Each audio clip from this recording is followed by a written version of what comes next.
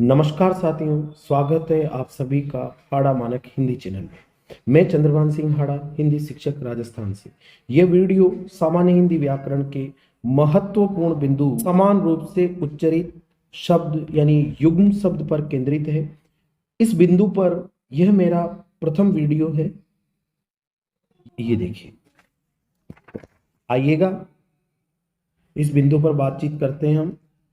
ये टॉपिक है हमारा युग्म शब्द, यानी कि ये जो बिंदु है या टॉपिक है, ये किस तरह की अपनी प्रकृति रखता है कि सामान्य हिंदी में ऐसे बहुत से शब्द प्रयुक्त किए जाते हैं जिनमें मात्रा, वर्ण इत्यादि में थोड़ा सा परिवर्तन कर देने से अर्थ में भिन्नता हो जाती है। यानी इस थोड़े से परिवर्तन में अर्थ बदल जाते हैं। प्राय प्रतियोगी इस सूक्ष्म अंतर को समझ नहीं पाते और जल्दबाजी में सही अर्थ का चयन नहीं कर पाते, जिससे उन्हें चयन प्रक्रिया से बाहर होना होता है। ऐसे समान रूप से जो सुने जाते हैं किंतु जिनके अर्थ भिन्न होते हैं, ऐसे शब्दों को भली भांति समझ लेने से गलती की संभावना कम रहेगी। चूंकि उच्चारण के समय ऐसे शब्द प्राय एक दूसरे के समान ध्वनि से उच्चारित होते हैं किंतु अर्थों में भिन्नता होती है, अतः शब्द युग्म को समुच्चरित प्राय भिन्नार्थक शब्द भी कहते हैं।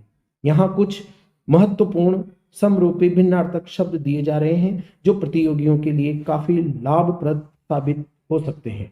तो आइए शुरू करते हैं हमारी महत्वपूर्ण वीडियो। मेरे साथ साथ ध्यान दें, युग्म रूप में ध्यान देना आप। जैसे कि ये है, ये जोड़ा, पहला जोड़ा अनल और अनिल, मात्रा का थोड़ा सा अंतर है। अनल का मतलब है आग और अनिल का मतलब है हवा। तो देखो, अभी हमने पढ़ा समश्रुत, यानी कि जो सुनने में समान लगे, थोड़ी सी मात्रा वर्णों में भिन्न हो किंतु जिनके अर्थ अलग अलग लिखे तो लगे। अनल अनिल लगभग सुनने में समान है, थोड़ा सा बदलाव है और उस थोड़े से बदलाव के कारण ही अर्थ में भिन्नता आ गई बेटाओं। अनल का मतलब है आग, जबकि अनिल का मतलब है हवा। इसी तरह से यहाँ देखिए आप, अंगना, अंगना यानी स्त्री और अंगना यानी कि अगर यदि ऊपर अनुस्वार है तो स्त्री है और अनुनासिक है तो आंगन है। इसी तरह से आगे बढ़िएगा, अम्ब और अम्बु। अम्ब का मतलब है माता, जबकि अम्बु का मतलब है जल। यहां देखिए आप, अंश और अंश। अंश जो तालव्य शकार है, यदि इससे शब्द बना है तो भाग, और अंश इसका मतलब है कंधा। अंश अवलंबित विधु के पास सुधा भरने को, वहां हम देखेंगे कमायनी में। तो इसी तरह से आगे बढ़िएगा आप, अजर और अजीर, ये बहुत ज्यादा आता है। इस शब्द पर भी आपका ध्यान चाहूंगा। अजर का मतलब होता है अजर, नए तत्पुरुष समास से बना है। जर यानी वृद्धावस्था, अ यानी जो न हो, वृद्ध हो। इसी तरह से अजीर, अजीर यानी आंगन। मंगल भवनीय मंगलहारी द्रवहु सु दशरथ अजीर बिहारी, यानी कि जो दशरथ के आंगन में, अजीर में विहार कर रहा है, उसकी बात कही जा रही है। तो दशरथ के आंगन में कौन विहार कर रहा है? अजीर का मतलब। इसी तरह से आप आगे देखिएगा, अणी और अनी। अणी का मतलब है लोहे की नोक, वही अनी इसका मतलब होता है सेना, चमू, वाहिनी, कटक आदि। आगे देखिएगा, अखत और अथक। अखत का मतलब है न कहने योग्य, जबकि अथक का मतलब है बिना थके। उसी तरह से आप यहाँ देखिए, ये युग्म भी बहुत चर्चित है। अभिराम, अभिराम का अर्थ होगा सुंदर, जबकि अविराम का अर्थ होगा लगातार।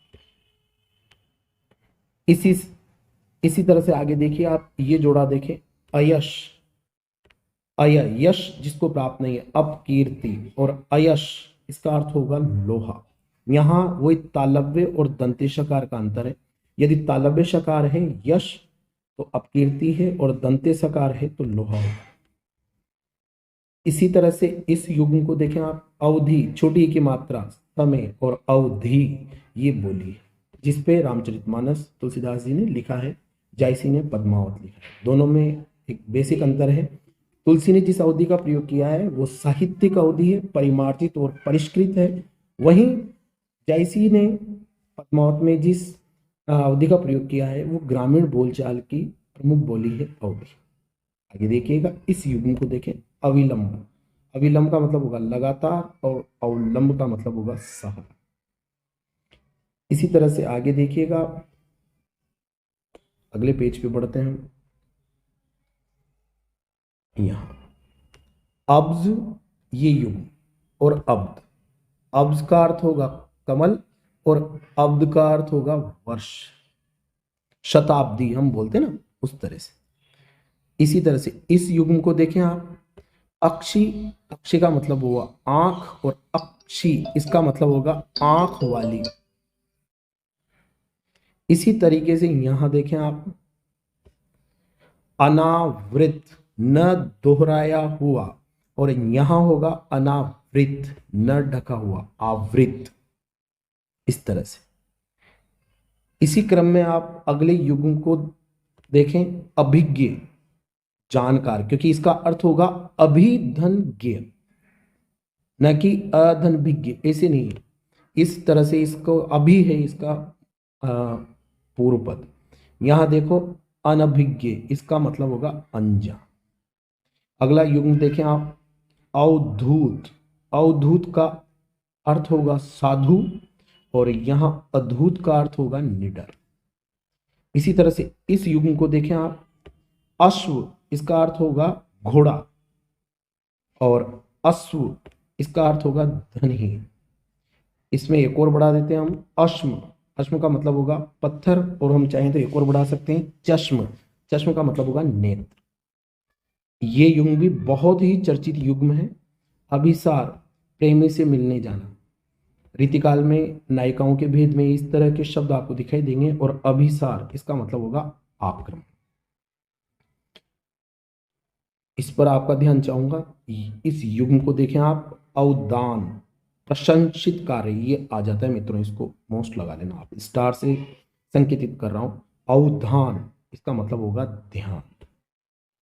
इस पर भी देखिए, ये युग्म भी बहुत ही महत्वपूर्ण है। अंधक के जो शत्रु हैं महादेव, अंधकासुर का वध किया था ना, इसलिए। और अगर यदि बड़ी की मात्रा लगी हुई है अंधकारी में, तो ये भैरव राग, शास्त्रीय राग में गिना जाता है। राग सिंधु, राग भैरव, राग मल्हार, राग केदार, इस तरह से। आगे देखिए आप, ये युग्म देखिए बहुत चर्चित है, परीक्षक को बड़ा प्रिय है। अक्सर परीक्षाओं में ये पूछ लिया जाता है। अपत्य, इसका अर्थ होगा संतान, और यदि था आ जाए बीच में अपथ्य, तो ये होगा परहेज, रोगी के लिए निषिद्ध भोजन, अपथ्य। पथ्य रोगी का भोजन, और यदि इसमें एक और शब्द जोड़ दिया जाए पाथे, तो राह का भोजन या राह का संबंध। इसी तरह से ये देखिए आप, ये वाला युग्म भी चर्चित युग्म है। अली, अली का मतलब है भौरा, यदि छोटी की मात्रा लगी हुई है और बड़ी लग गई अली, तो सखी बन जाएगी, ये आली के रूप में भी गिनी जाएगी। इसी तरह से आप आगे देखिए, ये युग्म बहुत ही चर्चित युग्म है। आदि, छोटी की मात्रा, इसका अर्थ होगा प्रथम और आरंभ, और यदि बड़ी की मात्रा लगा दी जाती है तो इसका मतलब होगा अभ्यस्त। इसी क्रम को आगे दोहराते हैं हम। यहां आपका ध्यान चाहूंगा, यह भी बहुत चर्चित युग्म है। आभरण, आवरण का मतलब है आभूषण, और यदि आवरण अर्थ हो जाता है तो होगा पर्दा, यौनिका आदि। इसी तरीके से इस युग्म पर आप ध्यान दें, आरसी वेद संबंधी, और आरसी दर्पण। इस पर हमारी लोकोक्ति, हाथ कंगन को आरसी का क्या, पढ़े लिखे को फारसी क्या, यानी कि प्रत्यक्ष को प्रमाण की आवश्यकता नहीं होती मित्रों। आगे देखिए आप, इसी तरह से ये वाले युग्म पर आप ध्यान दें, अरुण, अरुण से संबंधित, और आरुणी, सूर्यपुत्र यम।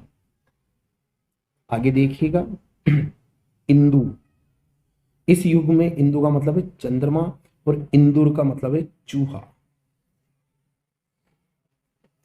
अगले पेज पे आते हैं,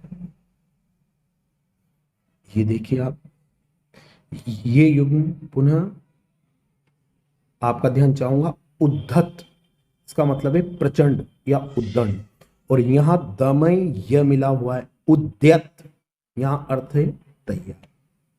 ठीक है ना, उद्धत और उद्यत, उच्चारण में ध्यान देना, एक में द में ध मिला हुआ है और एक द में य मिला हुआ है, उद्यत। उद्यत का कहा जाता है उद्यमनि ही सिद्ध्यंति कार्याणनि न मनोरथे नहीं सुप्तस्य सिंहस्य प्रविशन्ति मुखे मृगा। आगे देखिएगा आप, अगला युग्म उपल, इसका मतलब होगा पत्थर, और उत्पल इसका मतलब होगा कमल, इंदिवर, जलज, पंकज, बहुत सारे अर्थ हो जाएंगे। ये भी आप ध्यान रखने योग्य युग्म है। और यदि एक मात्रा का अर्थ है तो दिशा की तरफ इशारा होगा, और तो ये योजक अव्यय है, और इसका अर्थ होगा दूसरा। यहां देखिए आप, इस युग्म पर भी मैं आपका ध्यान चाहूंगा। एक मात्रा वाला ओटना, तो इसका होगा बिलोने अलग करना। जो रुई से काले दाने जो बीज होते हैं उसको अलग करने की जो क्रिया होती है बेटा, वो होती है ओटना। हमने इसके ऊपर भी आपको लोकोक्तियों में पढ़ाया है, या मैं पढ़ाऊंगा आपको अगली जब लोकोक्तियों की सीरीज आएगी, तो उसमें आप ध्यान देना। आए थे हरि भजन को ओटन लगे कपास, यानी कि किसी महत्वपूर्ण उद्देश्य को लेकर चलना और उससे भटक जाना। तो इसके लिए कहा जहां ओटना शब्द का प्रयोग होगा वहां ये वाला ओटना होगा, ऊपर वाला सिंगल मात्र।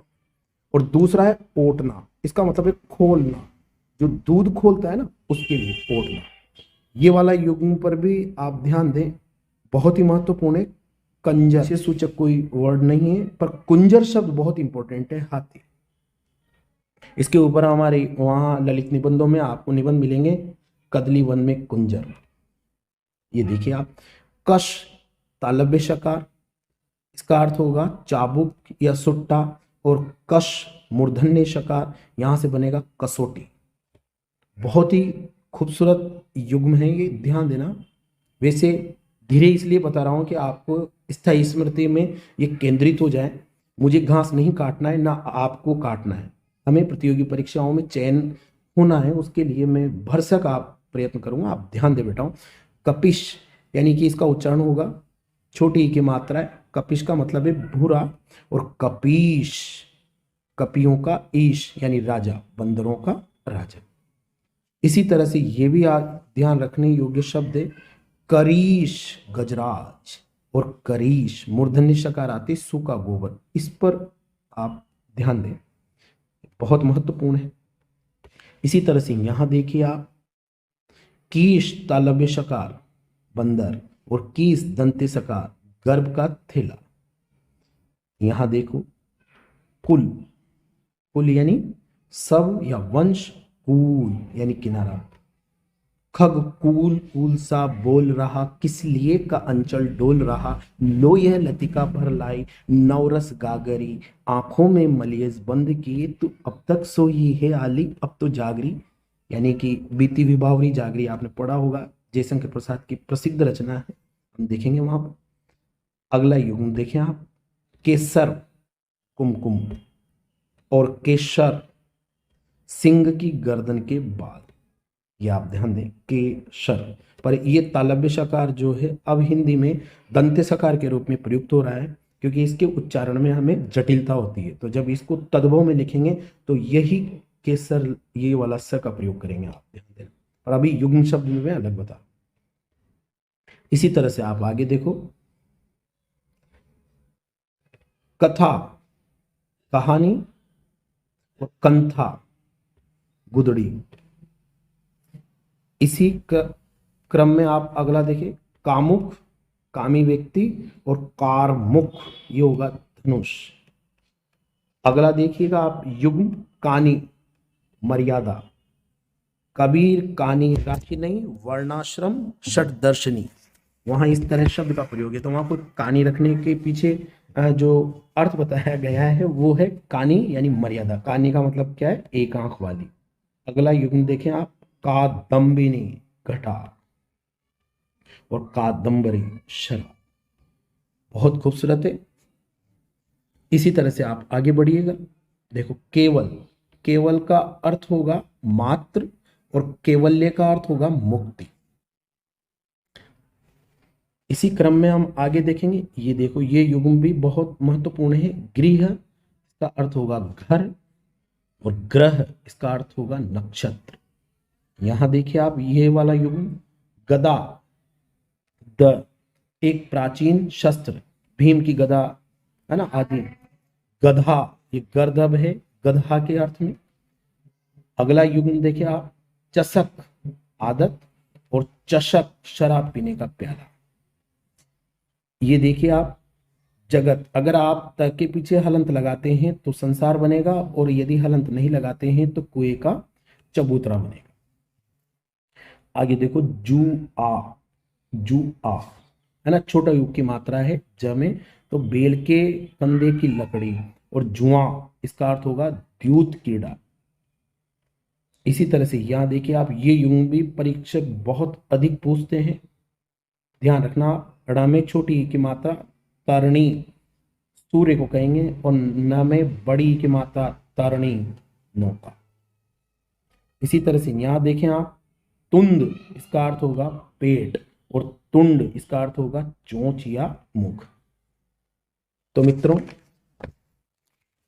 इस तरह से हमने ये देखे। तो आज की वीडियो में बस इतना ही। आप ऊपर वर्णित सारगर्भित तथ्यों जानकारियों को मेरे साथ साथ दोहराते रहें, जिनसे कि यह आपकी स्थायी स्मृति का अंग बन जाए और हम इनका उपयोग परीक्षा कक्ष में बखूबी कर सकें। आप मेरा साथ देते रहें। मैं निरंतर आपके लिए विषय और परीक्षा से संबंधित सभी तरह की सारगर्भित तथ्यों को सटीक व प्रामाणिक, साथ ही मानक रूप में आपके समक्ष प्रस्तुत करने का भगीरथ प्रयत्न करता रहूंगा। धन्यवाद साथियों, मिलते हैं जल्दी अगले महत्वपूर्ण बिंदु के साथ। तब तक के लिए आपसे इजाजत चाहता हूं। धन्यवाद।